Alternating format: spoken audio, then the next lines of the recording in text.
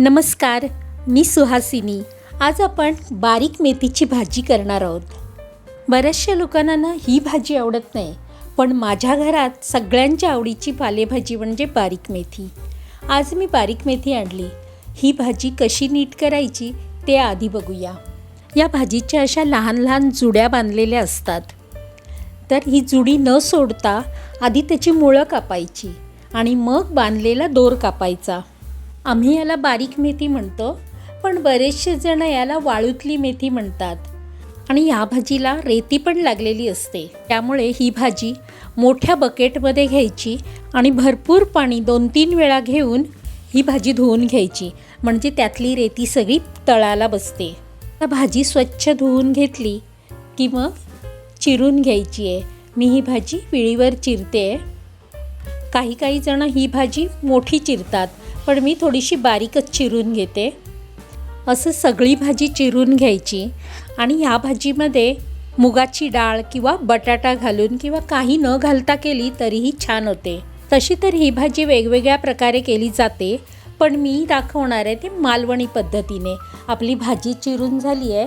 मी छोटासा बटाटा घेतला आहे, तो चिरून घेतला। एक मोठा कांदा बारीक चिरून घेतला आहे आणि 3 हिरव्या मिरच्या मी उभ्या चिरून घेतल्या आहेत। त्याचबरोबर 12-13 लसणाच्या पाकळ्या घेतल्या आहेत। या भाजीत कांदा आणि लसूण थोडंसं जास्त घालायचं। आता आपण एक कढई गॅसवर ठेवली, त्यामध्ये 1 चमचा तेल घातलं आहे आणि तेल गरम झालं का पाहायचं आहे।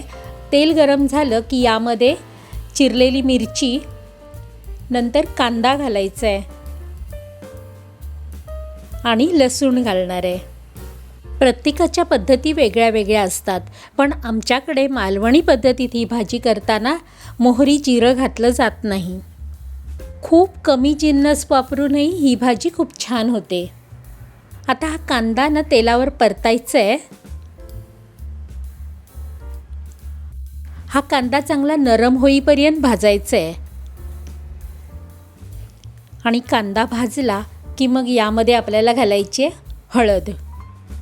हळदसुद्धा जरा तेलावर परतली की मग यामध्ये आपण ही चिरलेली मेथी घालायची आहे।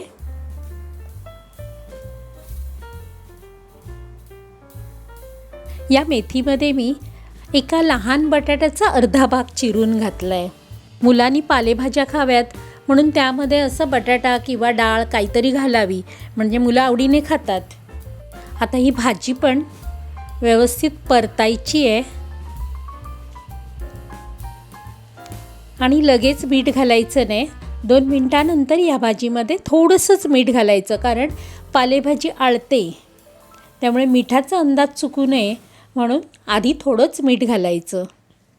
मीठ घालून ढवळून ही भाजी झाकून ठेवायची आहे आणि गॅस कमी करायचा आहे। पालेभाजी नेहमी झाकण ठेवून मंद गॅसवर शिजवायची। या भाजीला पाणी सुटलं आहे पहा। या भाजीला जे पाणी सुटलं आहे ना, त्यामध्ये बटाटा आणि या भाजीची मुळं छान शिजून येतील।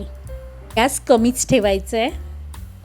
ही भाजी ना भाकरी किंवा चपाती कशाबरोबरही खाता येते। आता भाजी शिजत आली की त्यामध्ये खवलेला ओला नारळ घालायचा आहे, म्हणजे भाजी जराही कडू लागत नाही। आणि कोकणात आमच्याकडे ही भाजी शिजत आली की वरून खोबरेल तेल घालतात, त्यामुळे भाजी खूप खमंग होते। यातला बटाटा शिजला की आपली ही भाजी तयार झालेली आहे।